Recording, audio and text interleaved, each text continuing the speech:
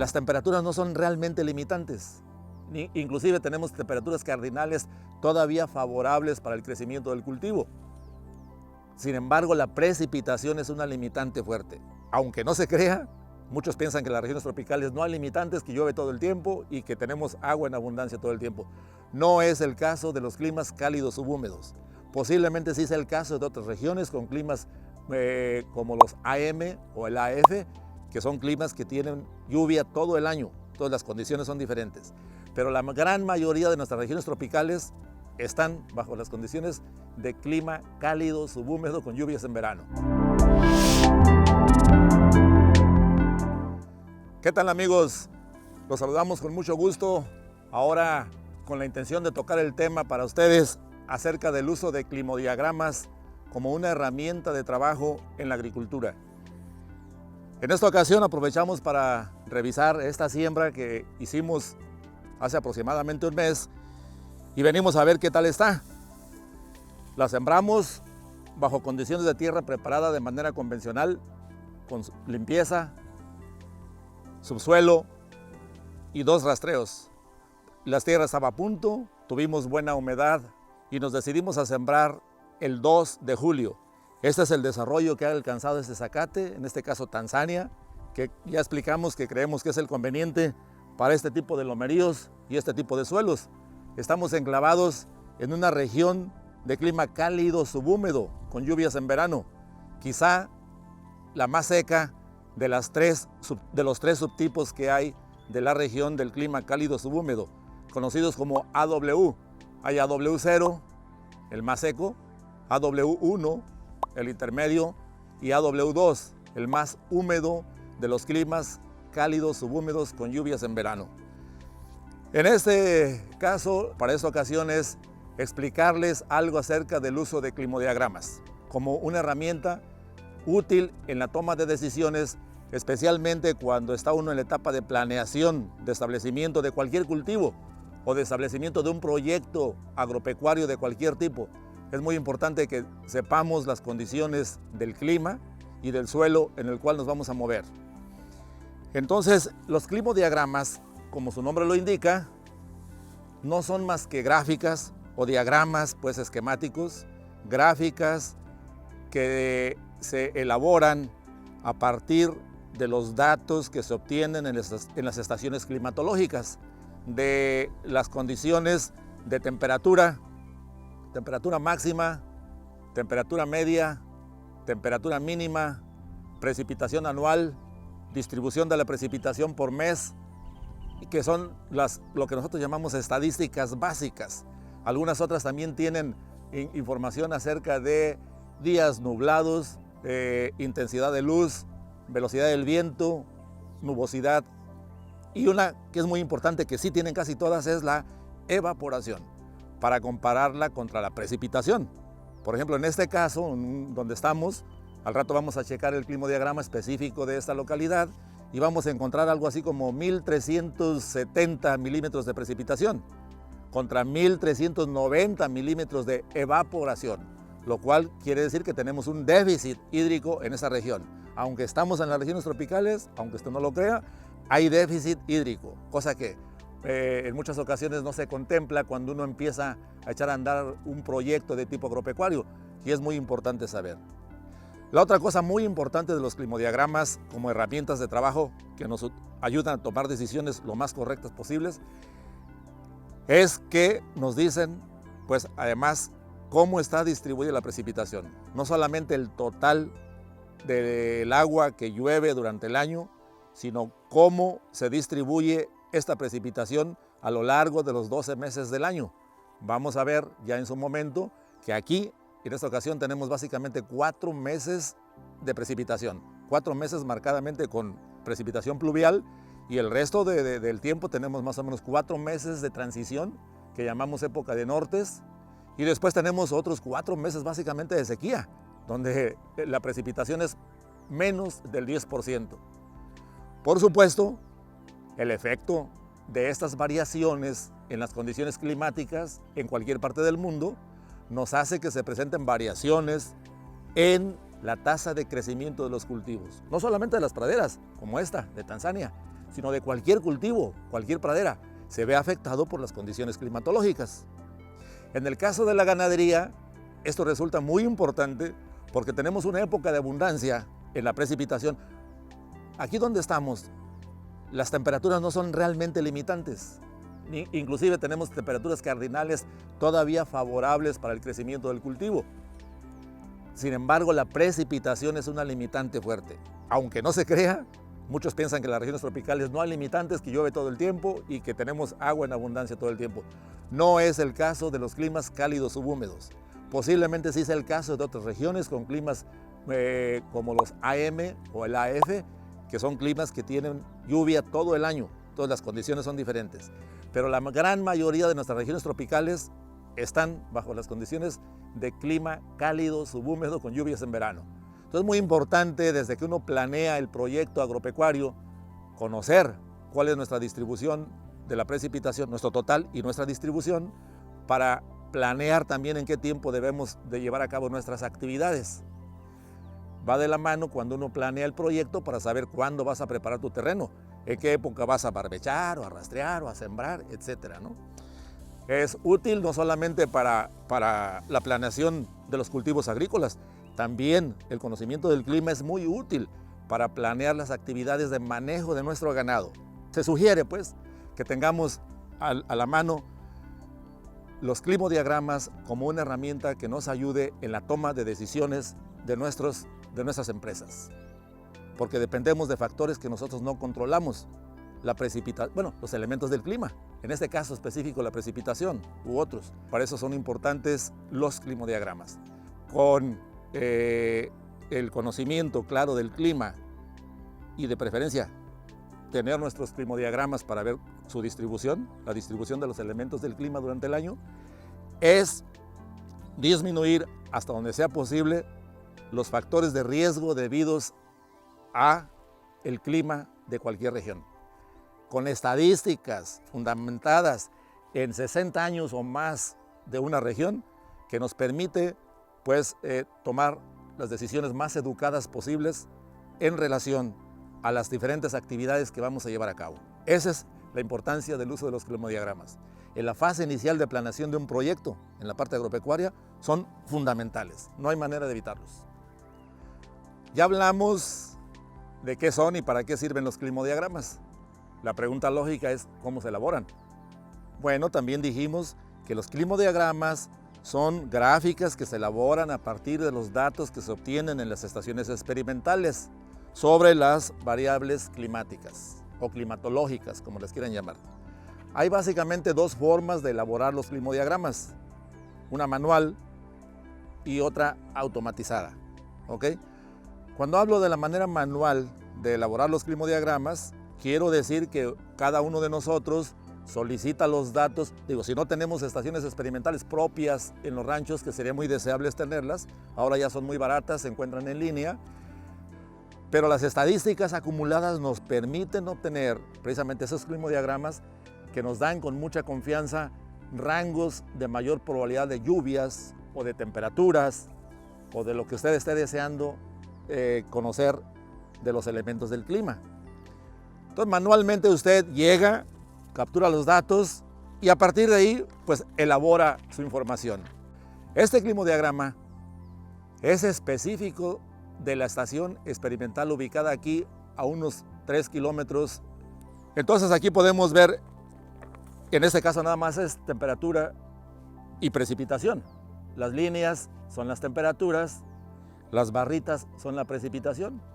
Y como les mencionaba hace un momento, podemos ver claramente que la precipitación se distribuye en 4 meses: junio, julio, agosto y septiembre. Luego tenemos un poquito y muy variada en los siguientes 4 meses que llamamos época de nortes: octubre, noviembre, diciembre y enero. Pero prácticamente durante los siguientes 4 meses para completar el año, febrero, marzo, abril y mayo, no tenemos prácticamente nada de lluvias, mucho menos o menos del 10%.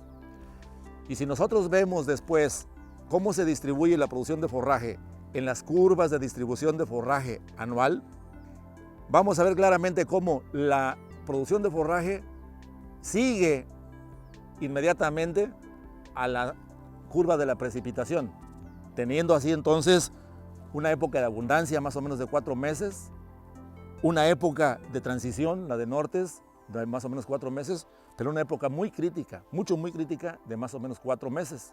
Lo que decíamos de febrero, marzo, abril y mayo, prácticamente no hay nada. ¿Qué nos sugiere entonces como práctica ganadera? Pues conservar forrajes de la misma pradera o de cultivos agrícolas establecidos para esos propósitos, como el maíz o el sorgo forrajero.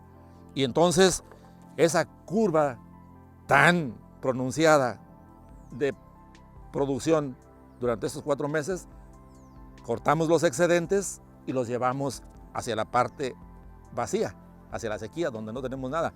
Aquí es primordial mantener las condiciones corporales de los animales durante todo el año, y más o menos como son ranchos en su mayoría de doble propósito, mantienen cargas animales fijas durante todo el año. Entonces, ¿cómo pretendemos en los ranchos agrícolas mantener cargas animales fijas si tenemos unas variaciones tan enormes y tan marcadas en la precipitación y en la producción?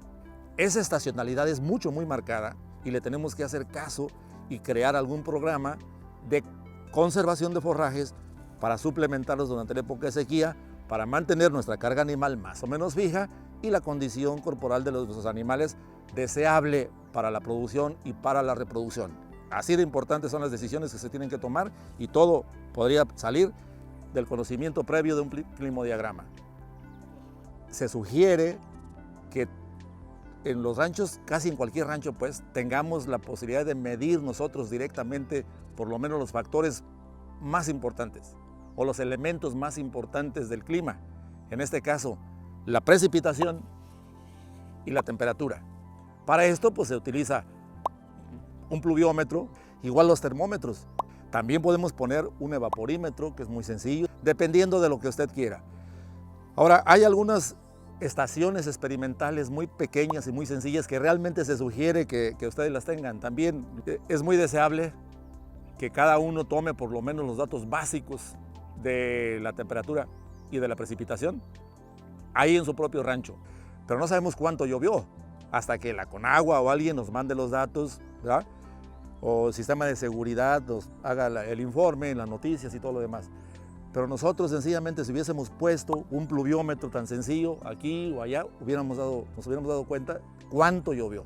Ya sería una información cuantitativa, que es la que realmente nos sirve. Y bueno, y el pluviómetro, yo creo que más antiguo que pueda haber, es un bote de paredes perfectamente perpendiculares que se pone en el patio, en un espacio abierto, que no esté cerca de un árbol, ni una barda, ni nada que impida que la precipitación normal caiga en ese recipiente. La única condición es que esté bien horizontal y que las paredes del recipiente sean perfectamente perpendiculares para captar la cantidad de lluvia que cae en ese recipiente. Y así mide usted los milímetros de precipitación que le cayeron anoche o antenoche, y tiene una estimación cuantitativa. ¿Cuántos? No solamente cualitativa, cuándo llovió o no.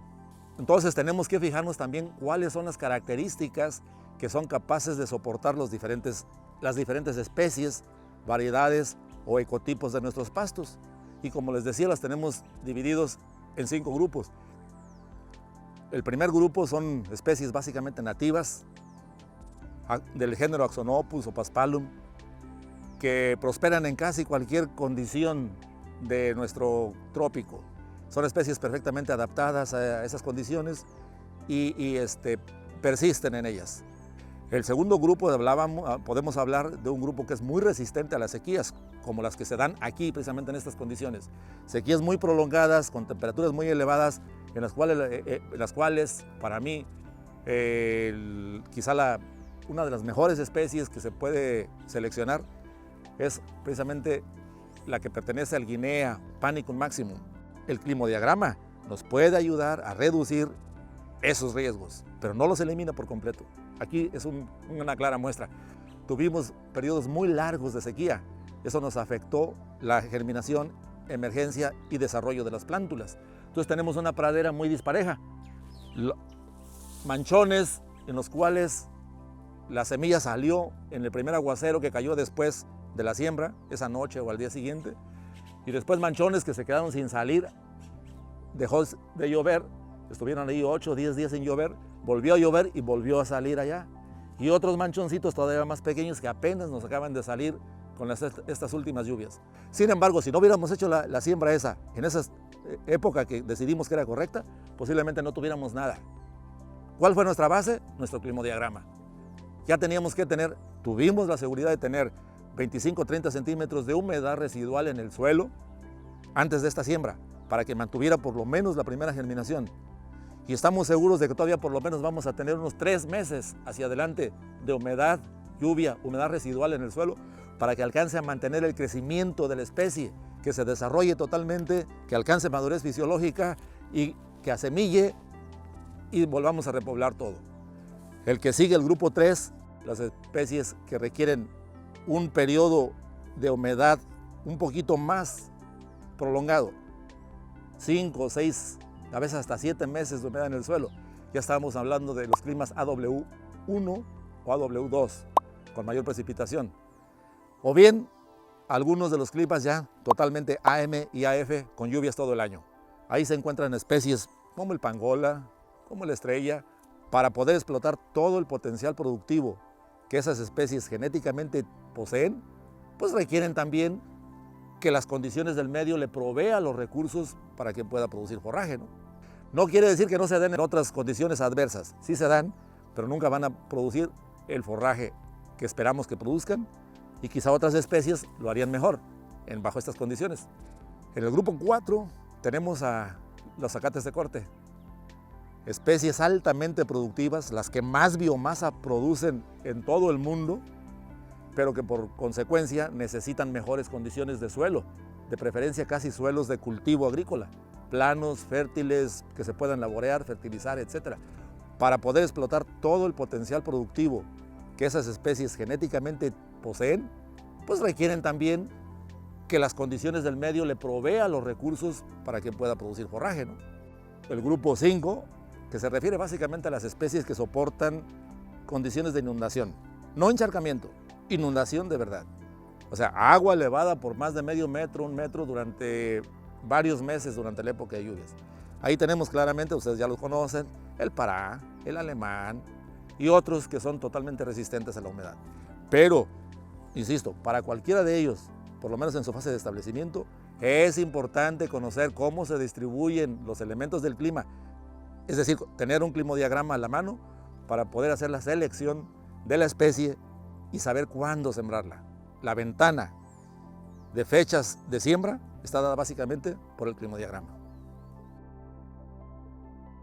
Bueno, pues ahora para concluir este tema, vamos a hablar un poquito de la interpretación de los climodiagramas, que en realidad ya lo hemos venido mencionando a lo largo de toda la plática, ¿verdad?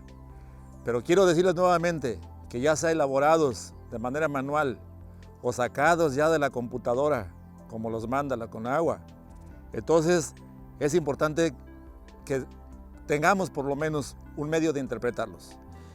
Este climodiagrama específico que ven aquí, tenemos en las líneas las gráficas de las temperaturas máximas, media y mínima. Las máximas, máxima y mínima son importantes para ver, les llamamos temperaturas cardinales, para ver qué plantas son capaces de establecerse en ese rango. Saliendo de hay rangos, en otros, no es el caso aquí, pero en otros ambientes, en otras regiones, estas temperaturas cardinales se abren mucho. Y entonces la máxima es muy alta, son extremosas pues, el desierto por decir algo. La máxima es muy alta y la mínima es muy baja. Bajo esas condiciones solo muy pocas especies pratícolas, forestales o de cultivos agrícolas son capaces de persistir. Aquí afortunadamente vemos que la temperatura no es limitante para la mayor parte de nuestras plantas. Sin embargo, claramente la precipitación nos está mandando tanto las condiciones de manejo de tierra para la preparación de la tierra, cuando barbechar, rastrear y sembrar, cuando establecer nuestras fechas de siembra. Entonces, la precipitación en estas regiones nos está mandando. Aquí yo puedo ver claramente que como quiero un poco de humedad en el suelo antes de mi siembra, que tenga 25 o 30 centímetros de humedad para que me soporte por lo menos la germinación y la emergencia de la plántula. No, de acuerdo a este climodiagrama, no es conveniente sembrar en mayo todavía. En mayo apenas está humedeciendo el suelo. Nosotros empezamos a sembrar y hicimos nuestra ventana de siembra entre el 15 de junio y el 15 de septiembre. Normalmente para el 15 de junio ya tenemos 25 o 30 centímetros de humedad residual en el suelo. Y para el 15 de septiembre, que sería la fecha técnicamente final, donde se cierra la ventana de siembras, nosotros aseguramos que tengamos por lo menos unos 2 o 3 meses de humedad residual en el suelo para que nuestra planta se alcance a desarrollar. Entonces, si yo siembro un poco después, es posible que la humedad residual sí me permita la germinación, pero no el mantenimiento de la planta. Y en la próxima sequía, esa planta no va a ser capaz de sobrevivir. Entonces, esos son los criterios para establecer las fechas de siembra.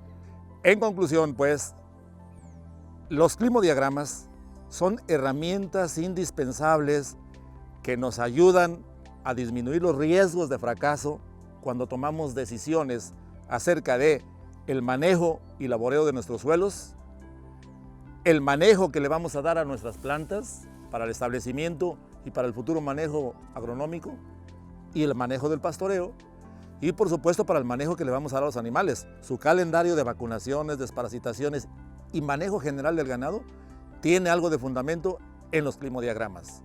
Esta es una herramienta que a veces se nos olvida consultar cuando hacemos los proyectos o cuando ya estamos trabajando con los ranchos, y nos hace recordar cosas muy elementales.